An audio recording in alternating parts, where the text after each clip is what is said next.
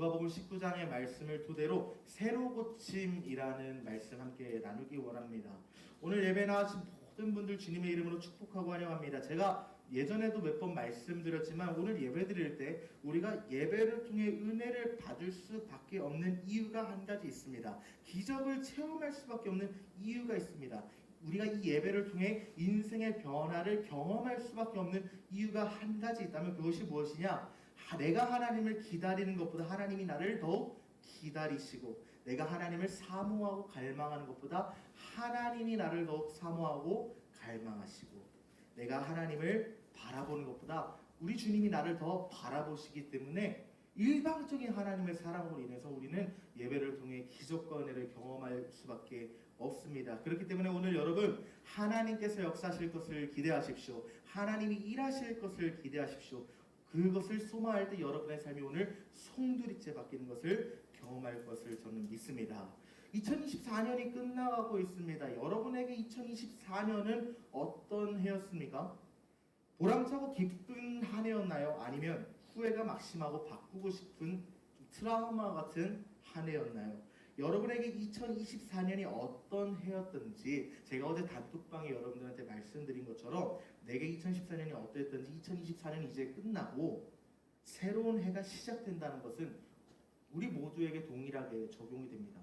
그렇다면 우리는 어떻게 해야 할까요? 2024년이 보람차고 자랑스러운 한 해였다고 해도 2024년은 끝나기 때문에 보람찬 한 해를 보낸 사람도 이제 새롭게 25년을 시작할 것을 준비를 해야 되고요. 24년이 후회스럽고 그리고 실망스럽다 하는 분이 있다고 해도 이제 2025년은 더 이상 후회하지 않는 인생을 살기 위해서 노력을 해야 합니다. 그렇다면 이것을 어떻게 할 수 있는가에 대해서 오늘 함께 하나님의 말씀을 보기 원합니다. 오늘 우리가 읽은 본문에는 한 남자가 등장합니다. 그 이름 누군가요? 바로 삭개오라는 인물이죠. 우리가 주일학교 때도 너무 많이 들었던 인물이기 때문에 이 삭개오라는 사람에 대해서는 너무나 많이 알고 있습니다. 그래서 그의 직업조차도 만약 누가복음 한 번도 안 읽은 사람이 있다고 해도 주일학교부터 다닌 사람이면 삭개오가 어떤 직업을 갖고 있는지 알죠. 무엇입니까? 세리장입니다. 누가복음 19장 2절에 뭐라고 해요?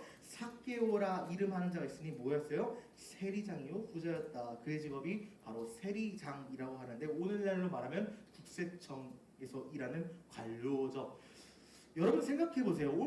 오늘날 국세청에서 일한다고 한다면 국가 공공행정기관에서 일하는 공무원입니다. 사회적인 지위나 경제적인 수준도 어느 정도 뒷받침되어 있는 사람이기 때문에 명망 있는 사람이라고요.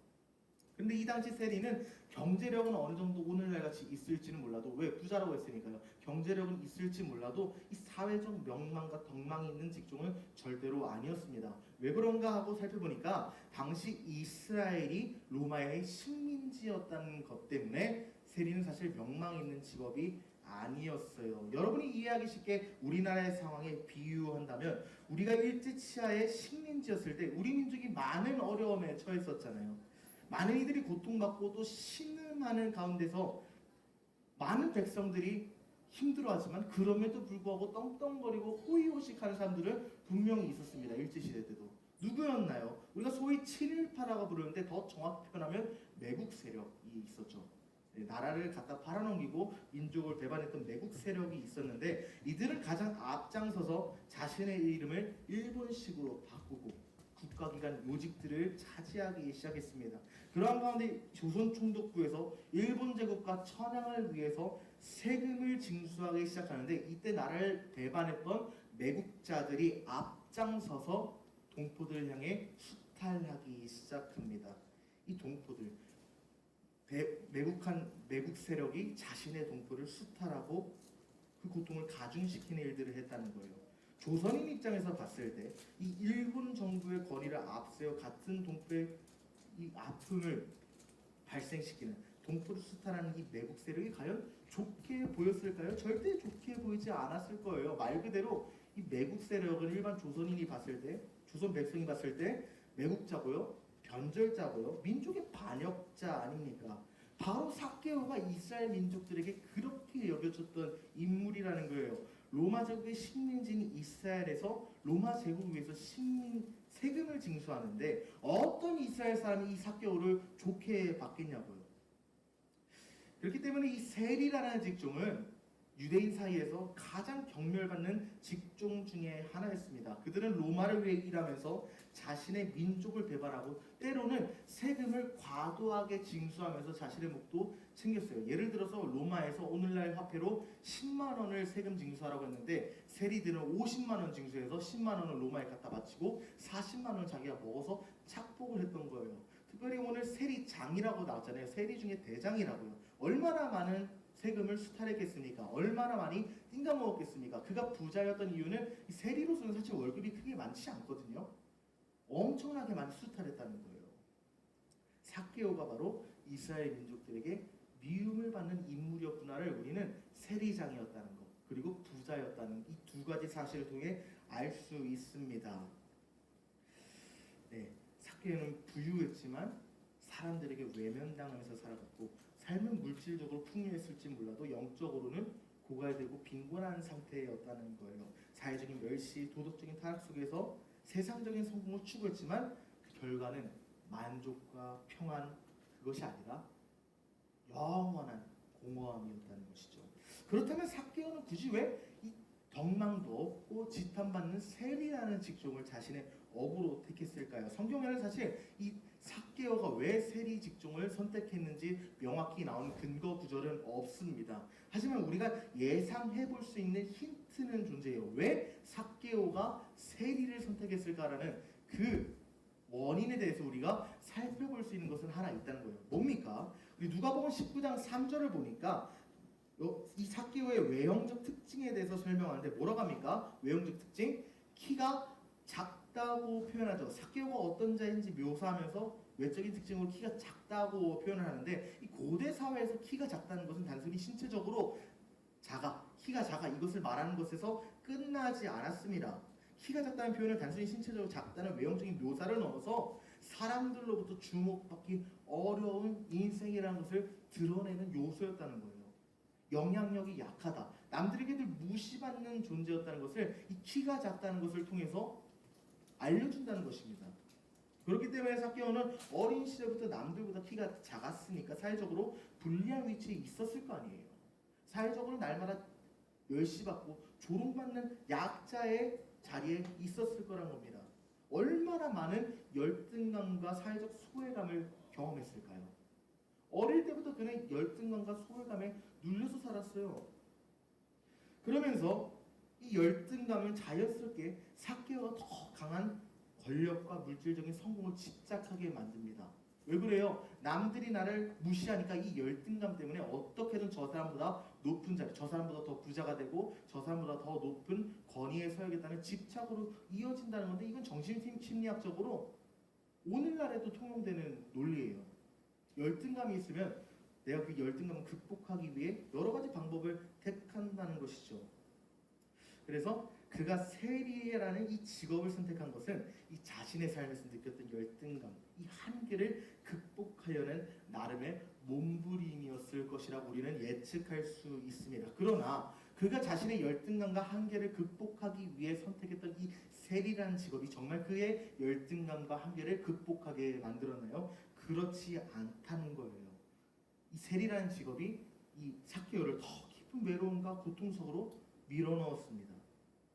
동포들의 멸시와 이 자신의 죄책감 속에서 그는 재산은 많을지 몰라도 마음의 가난한 삶을 계속적으로 살고 있었다는 거죠. 그런데 사실 우리의 삶도 별반 다르지 않은 것 같습니다. 우리도 때로는 지금 당장의 한계를 극복하기 위해서 급한 결정을 내리는 경우가 너무도 많다는 것이죠. 눈앞의 문제를 해결하기 위해서 또 이 문제를 잊어버리기 위해서 내가 현재 최선이라고 생각하는 일들을 선택하는데 그게 정말 최선이었는가 나중에 살펴보면 최악의 수였다는 것을 우리는 우리 인생을 들어 많이 체험하지 않습니까? 내가 했던 선택들이 지금은 최선의 선택이라고 생각했지만 시간이 지나 보니까 기대했던 결과는 안 나오고 오히려 더 깊은 후회가 내 인생에 찾아오는 것을 우리는 많이도 경험한다는 것이죠. 내 한계를 뛰어넘으려는 선택이 오히려 내 한계를 더 적나라하게 여실히 드러내게 되고 내 자신에 대한 가치를 더 깎아버리는 좌충수로 작용한다는 것입니다. 예를 들어서 무엇이 있을까요? 우리 인생에 여러 가지 예시가 있겠지만 첫 번째로 저는 스펙 쌓기를 생각을 해봤어요. 많은 청년들이 불확실한 미래 속에서 이 치열한 경쟁 사회 속에 나를 증명하기 위해 스펙을 쌓는 것에 집착합니다.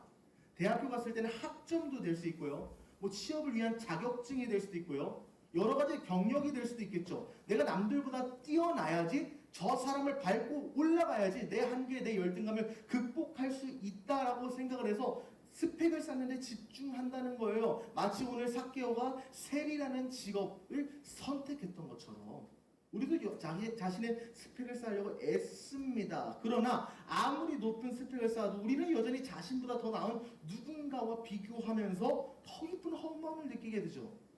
나는 이것밖에 안 돼라는 사실을 알게 되거든요. 스펙만 그렇습니까? 직장생활을 동일합니다.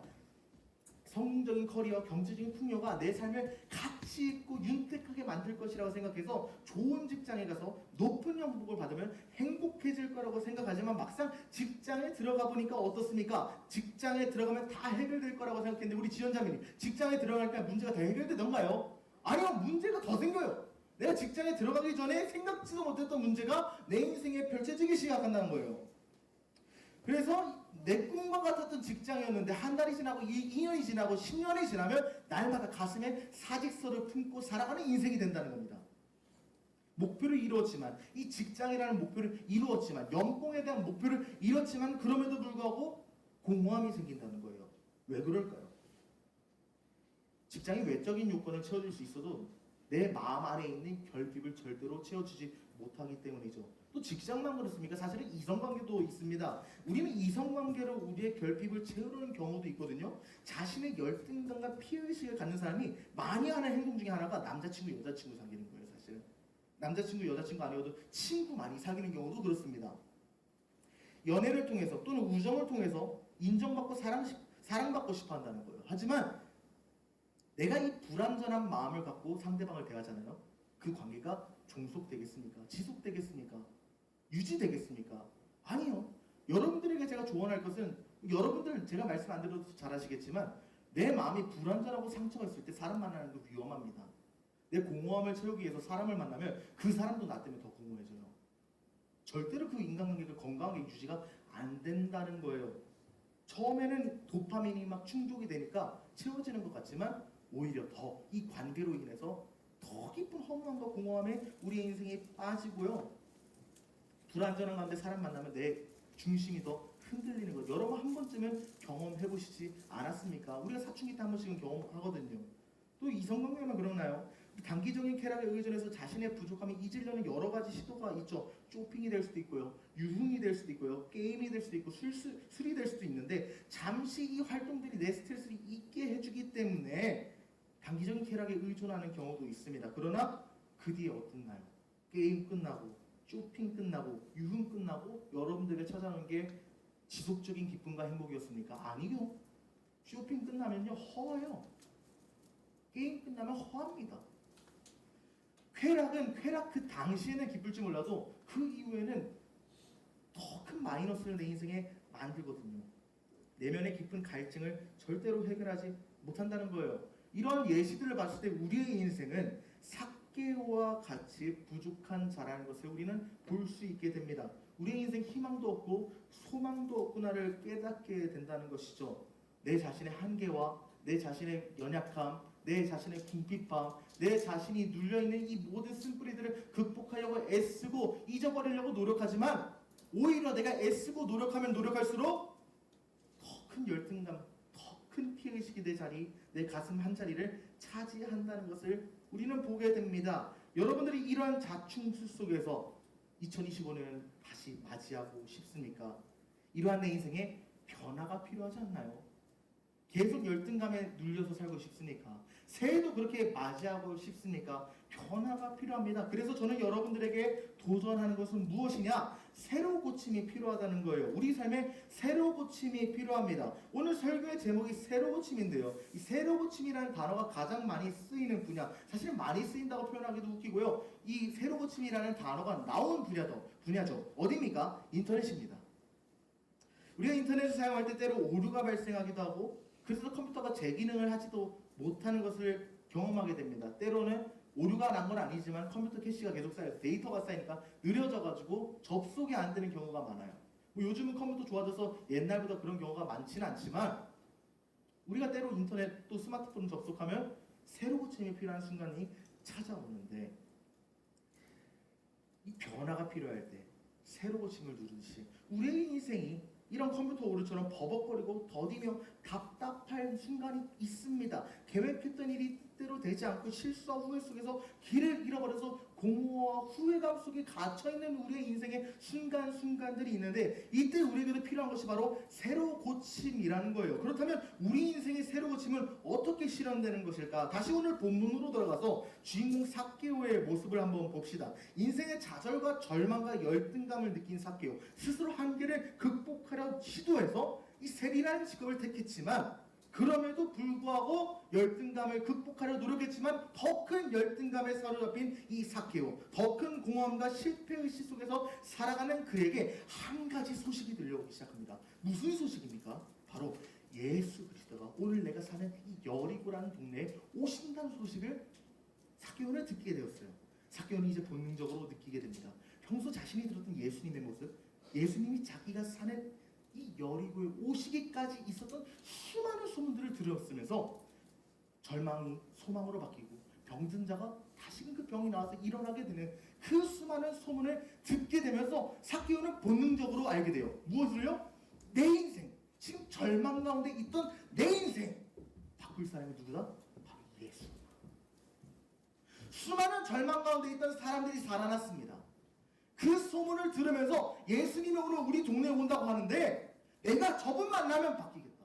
내가 저분 만나면 내 인생 변화시킬 수 있겠구나 하고 직감적으로 알게 됩니다. 내가 스스로 극복할 수 없는 나의 열등감과 피의식, 저분이라면 해결하실 수 있겠다라고 그는 확신했다는 거예요. 그래서 그는 이제 행동으로 옮기기 시작하는데 그것이 바로 방금 우리가 읽었던 3절의 말씀입니다. 그가 예수께서 어떠한 사람인가? 예수님이 수많은 소문을 갖고 계셨죠. 병도 고치시고 죽은 자도 살리시고 무리도 걷는다고 하는 그 예수님이 과연 어떤 분인가 하여 보고자 하되 키가 작고 사람이 많아 할 수가 없었다. 삭개오가 평생 자신의 키로 열등의식을 느꼈었는데 그리고 이 키가 삭개오에겐 가장 큰 상처였고요. 모든 문제의 원인이었고요. 걸림돌이었는데 이 한계를 극복하고자 예수님께 나아가려고 하는 그 상황에서조차 자신의 걸림돌이었던 키가 예수님을 만나지 못하게 만들었다는 거예요.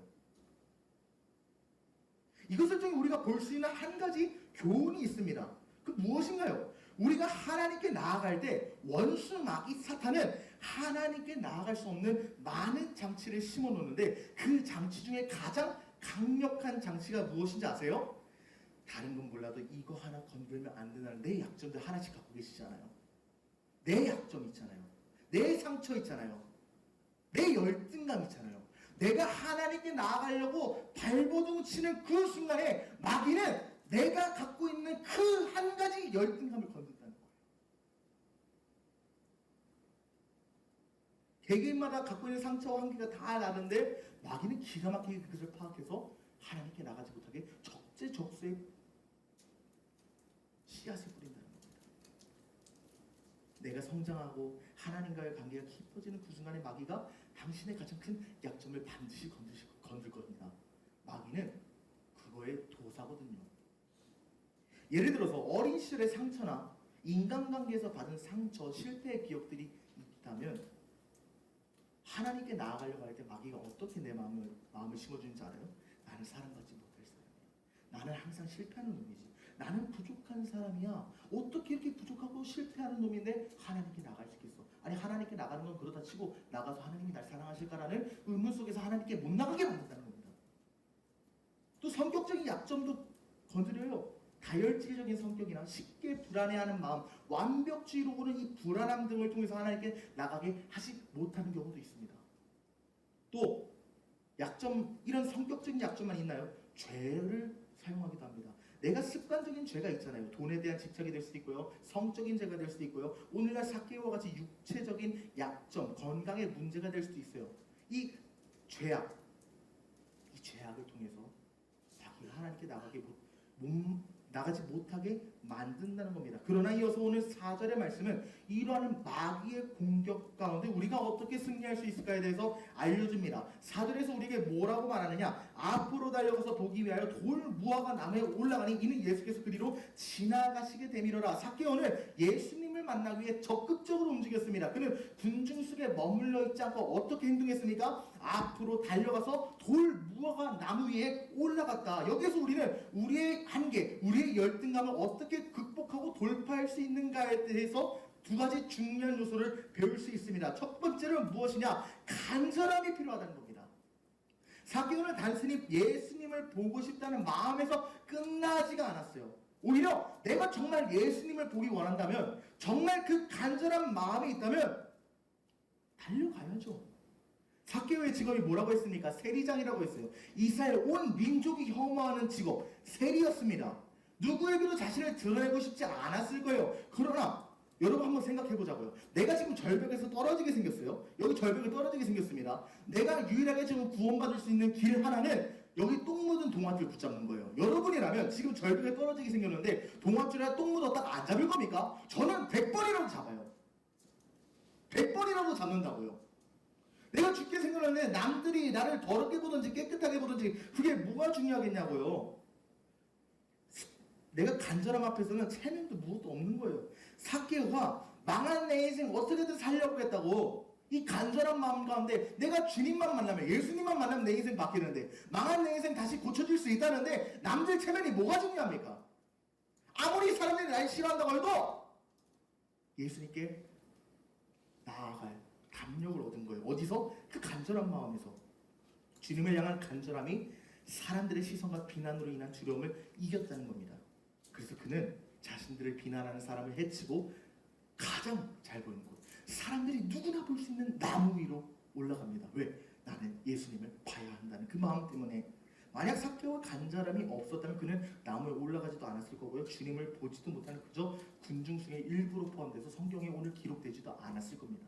누가복음 19장 1절에서 10절까지 이 삭개오의 기록이 삭개오가 올라가지 않았다면 기록도 되지 않았을 거라는 거예요. 간절함이 하나님을 만나는 통로가 됐다는 겁니다. 두 번째로 우리가 봐야 될 것이 무엇이냐? 내 한계를 인정하되 최선을 다해야 된다는 거예요. 내 한계를 극복하기 위해서는 내 한계를 먼저 인정을 해야 돼요. 내 한계를 인정하는 것은 무기력해지라는 것이 아니라는 사실을 기억하십시오. 이것은 내가 이 한계를 극복하기 위한 첫걸음입니다. 삭개오는 자신의 컴플렉스인 키를 극복하기 위해 나무에 올라갔습니다.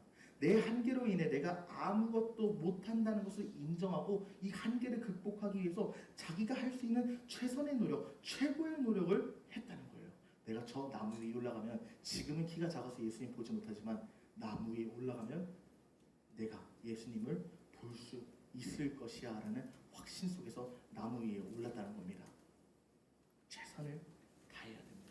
내 한계를 극복하기 위해서는 내 한계를 인정하고 내 키가 작다는 것을 인정하고, 그리고 이 작은 키를 극복하기 위해 나무에 올라갔던 것처럼 내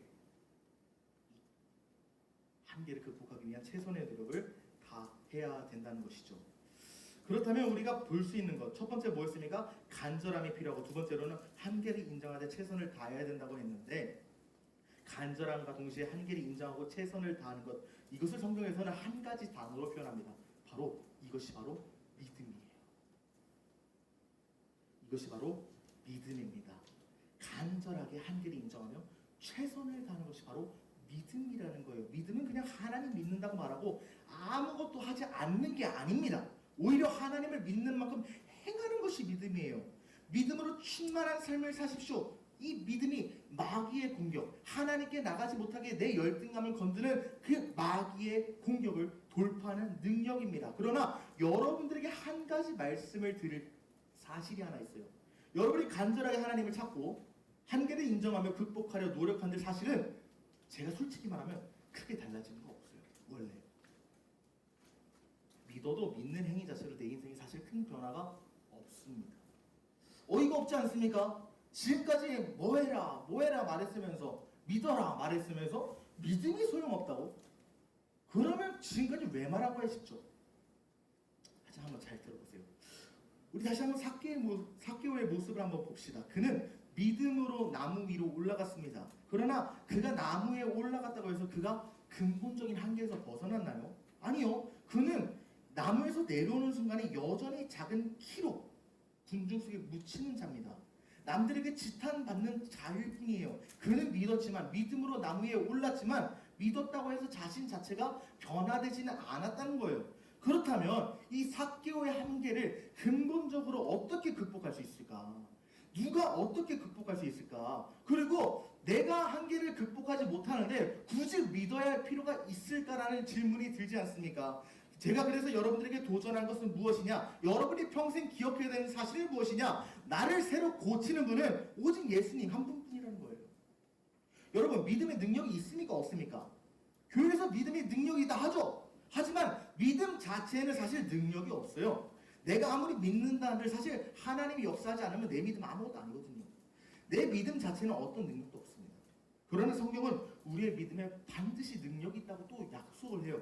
그렇다면 내 믿음 자체는 능력이 없는데 왜 성경은 내 믿음에 능력이 있다고 말할까에 대한 힌트가 바로 창세기 15장 6절에 나왔는데, 아브라함이라는 사람이 있었습니다. 이 아브라함이 야훼를 믿으니, 하나님을 믿으니 야훼께서 이를 그의 의로 여기셨다고 나와요. 우리의 믿음 날마다 흔들립니다. 우리의 믿음 날마다 연약합니다. 넘어집니다. 그렇기 때문에 내 믿음 자체가 선하지 못하고 의롭지 못하다는 사실을 우리는 스스로 너무 잘 알아요. 교육자인 저조차도 하나님을 향한 믿음 날마다 충만한 줄 아세요? 아니요! 저는 날마다 충만할 정도로 거룩한 존재가 아니에요.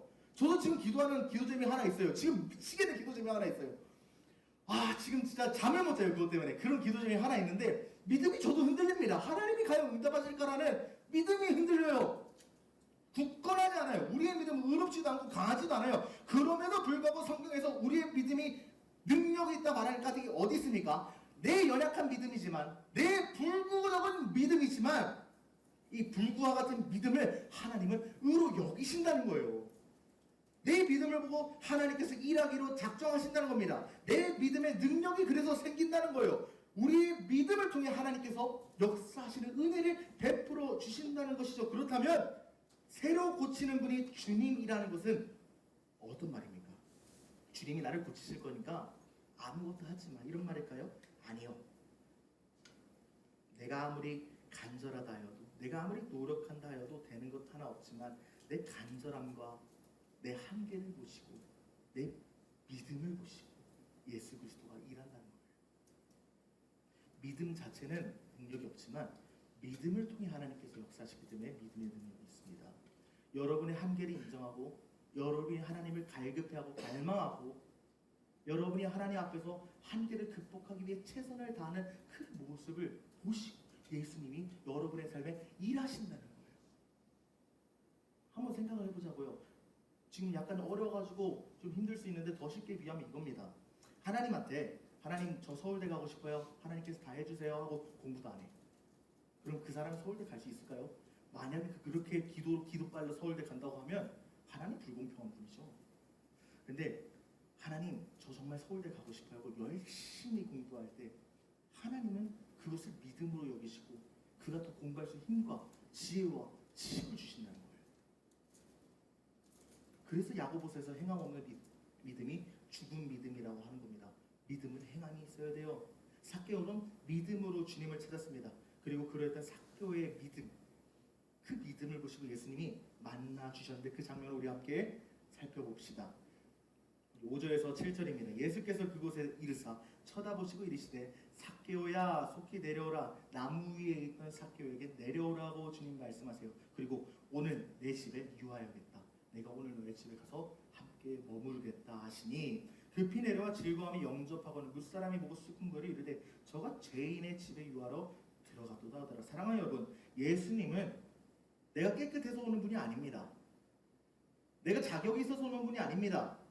오늘 사람들이 삭개오의 집에 대해서 어떻게 비판하고 조롱합니까? 죄인의 집이라고 말해요. 삭개오는 여전히 죄인이었고요. 삭개오는 여전히 궁핍함이 있었고요. 삭개오는 여전히 자신의 한계와 문제와 열등감 속에 갇혀있던 사람이었어요.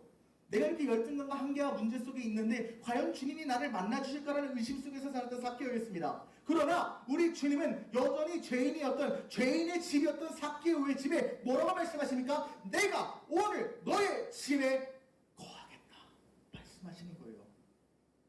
우리의 상처, 무너진 자리, 실패와 후회 속에 우리 주님은 찾아오신다는 겁니다. 내가 자격이 있어서, 내가 능력이 있어서, 내가 가치 있어 보여서 주님이 오시는 게 아니라 가치도 없고 능력도 없고 무능력하고 날마다 쓰러지는 내 인생이지만 그럼에도 주님이 당신의 인생에 찾아가길 원한다는 거예요. 자신의 문제와 한계 속에 갇혀 허우적거리던 삭개오, 그를 보시고 예수님은 찾아가셨습니다. 그리고 그 순간 삭개오는 자기가 수십 년 동안 갇혀 살았던 한계, 공허함, 실패의식, 열등의식에서 빠져나왔어요. 예수님께서 삭개오야 내려오라 하신 말씀은 단순히 나무에서 내려오라라는 말씀도 있겠지만 그 이면에 너가 갇혀있던 공허함과 실패와 열등에서 내려오라 말씀하신 거예요. 그래서 우리 19장 9절 10절에서 이렇게 말합니다. 예수께서 이르시되 오늘 구원이 이 집에 이르렀으니 이 사람도 아브라함의 자손이다. 인자가 온 것은 잃어버린 자를 찾아 구원하려 합니다. 예수님께서 나에게 찾아오실 때 내가 조건을 요구하시고 자격을 논하시며 일정한 수준을 요구하신다면 실패한 내 인생 바꾸긴커녕 난 주님께 나갈 수도 없고요. 여기 있는 한 사람도 하나님께 갈 사람 하나도 없어요. 저도 예수님이 제 인생의 자격을 논하시고 어느 정도 급을 요구하신다면 저는 예수님 볼 수도 없는 죄인입니다. 저는 그렇게 깨끗하지 않거든요. 세상에 누구도 깨끗하지 않거든요. 누구도 주님 앞에 자격을 논한다면 나갈 사람이 없어요. 그러나 예수님 뭐라고 말씀하십니까? 인자가 온 것은 잃어버린 자를 찾아 구원하려 함이라. 우리 주님은 죄악의 문제 속에서 허덕이며 방황하는 나를 만나기 위해 이 땅에 오셨다는 겁니다.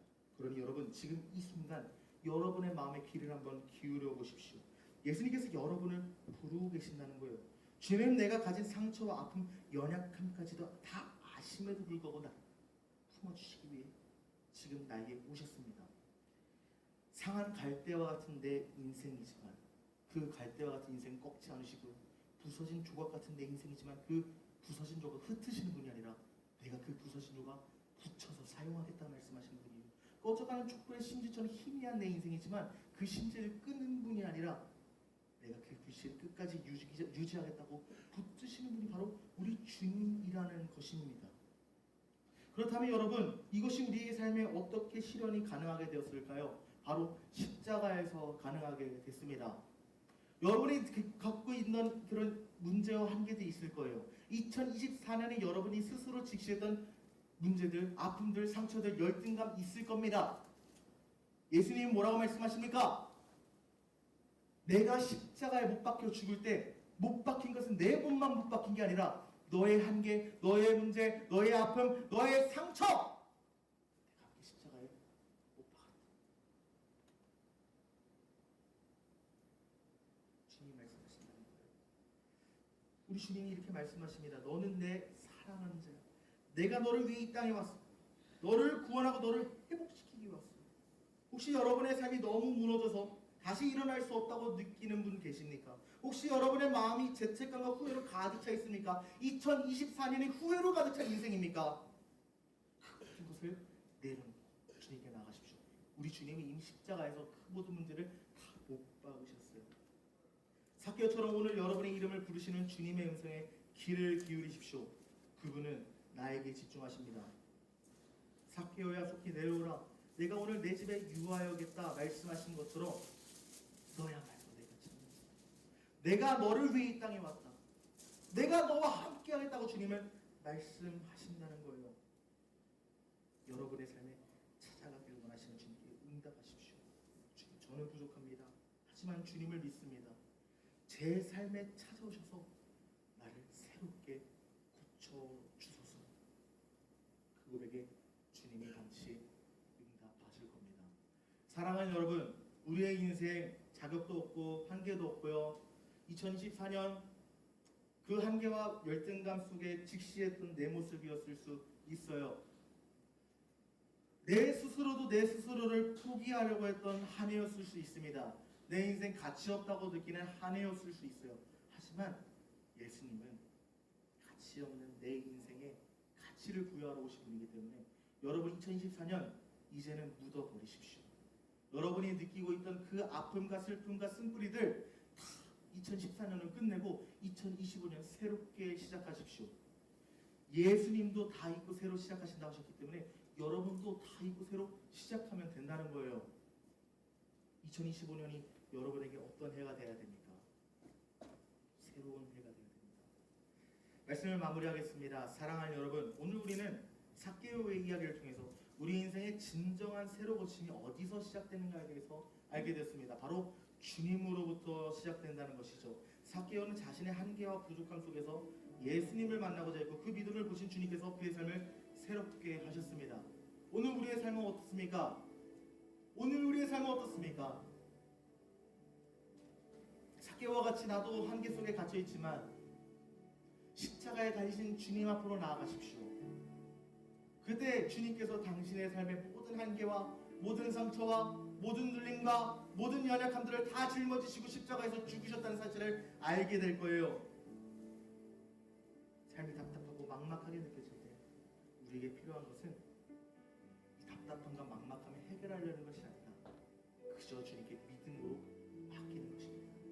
내 힘으로 할 수 없음을 인정하고 그분이 우리의 삶을 맡겨드릴 때 주님은 우리의 상처를 고치고 우리 인생을 새롭게 하신다는 것입니다. 오늘 이 시간 여러분의 마음 문을 열고 주님을 초청하십시오. 주님께서 여러분의 삶을 새롭게 하시고 구원을 베푸시는 놀라운 은혜가